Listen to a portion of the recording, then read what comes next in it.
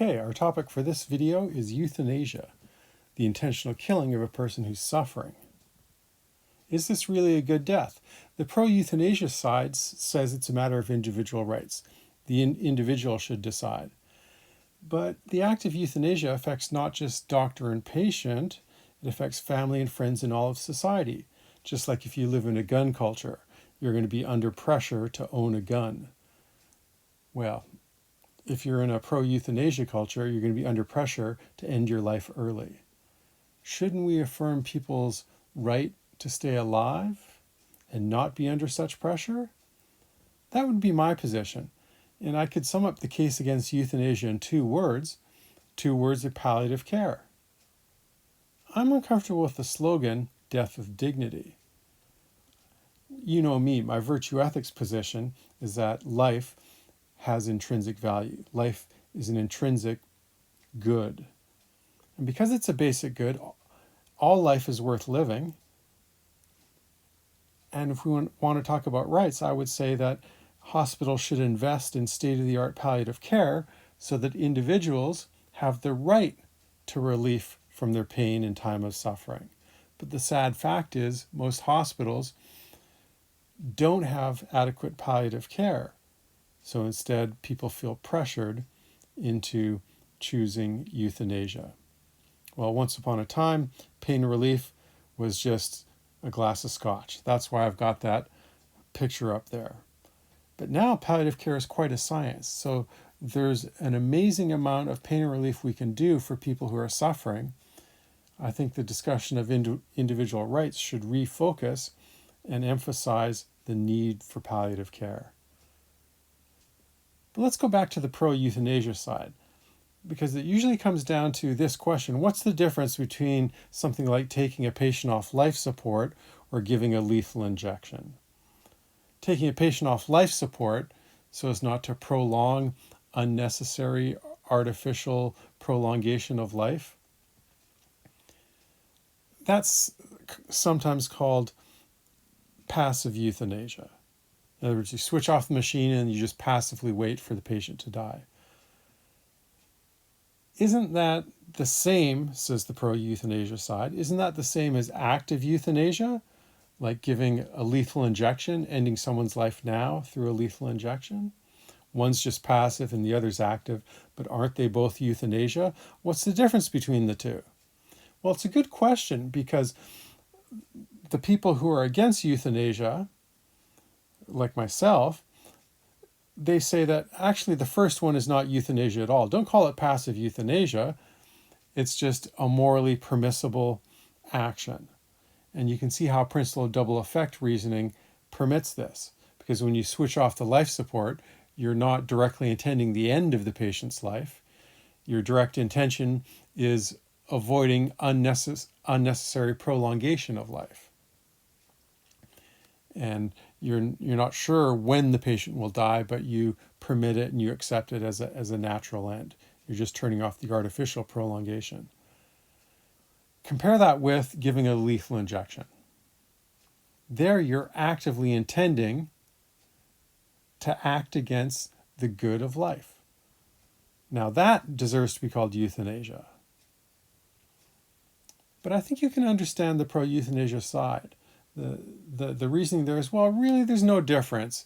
Doctor switches off a machine, doctor gives an injection, it's doctor doing this, doctor doing that. The doctor's making a decision.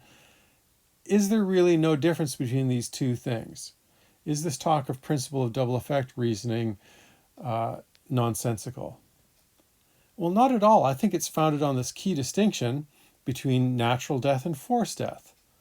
There is a difference between dying naturally and dying because death is forced and brought on. So going off life support is not a forced death. Artificially prolonging life is a medical choice, and it's morally permissible not to artificially prolong life. You can accept the natural occurrence of death if there is no more treatment that can be done to heal the patient. And that's a different choice from actively saying, look, I'm going to end the patient's life early. The patient wants to end their life early, so I'm going to assist them in that process. Take a look at the picture. That's you. Well, metaphorically, death is coming for you. If you shoot the bow and arrow at death, okay, you're making a stand. You're trying to resist death, just like doctors who are trying to keep the patient alive. Now, you may be running out of arrows. All right. Well, then you accept death when it comes. That's a natural death. That's natural acceptance of death. But if you took that bow and arrow and instead of trying to resist death, you turned the bow and arrow on yourself to end your life early before death got to you, well, that's what I would call a forced death. And so it's an ethically relevant distinction to say, look, either you're shooting arrows at death or you're shooting arrows at yourself. One is morally permissible, stand and fight for your life. One is not, because it's directly acting against a fundamental, basic human good. So you can discuss this further when you consider the reading. This famous thought experiment from Rachel's on euthanasia talks about active and passive euthanasia. Rachel's gives a famous argument saying there is no difference. Okay, so Rachel's is pro-euthanasia, giving this argument. There is no difference between active euthanasia and passive euthanasia. You can analyze the argument. It's fascinating. You'll see how it validly drives the conclusion that there is not an important moral difference between active euthanasia and passive euthanasia. And here's the basic idea. The thought experiment has Smith drowning his cousin in a bathtub to gain an inheritance, and Jones watches this happen. So do you see the analogy? This isn't euthanasia, but it's an analogy. Smith is actively drowning the cousin, and Jones is passively watching and letting it happen. Well, Smith and Jones, are they both equally bad? Are they both equally guilty of murder? Well, maybe. It depends on the situation. We need more information, which is why David Oderberg, in his moral theory book, is right to point out that, sometimes there is a distinction that needs to be made between so-called active and passive. Just as I made the distinction earlier between natural death and forced death, in this example, we need more information. Why is Jones standing by? If Jones is standing by passively watching because Jones is afraid for his life, he thinks that Smith is going to drown him next, well, that's a different situation than if Jones is, actively cheering on Smith. Jones wants the cousin to die just as much as Smith. So do you see how intention matters? We have to talk to Jones. We need more information from him and more evidence about what's happening in the scenario. It's the same thing as the runaway train trolley problem. If you switch to the unused track, your intention is good if you don't want to run over the one person. But if you switch to the unused track and you go, hey, I get to be a big hero, I save 5 lives, and I get to do something fun. I can run over one person with a train. I've always wanted to do that. Well, that's a bad intention. Suddenly, you fail condition 3 of principle of double effect reasoning. So same thing with Jones. Is Jones cheering on the drowning, or is he not wanting it to happen? He's just afraid and is a coward. So intention matters, and that's the difference between consequentialism and virtue ethics, as we've been discussing in class. So I got one more thought experiment for us to consider in our breakout sessions today.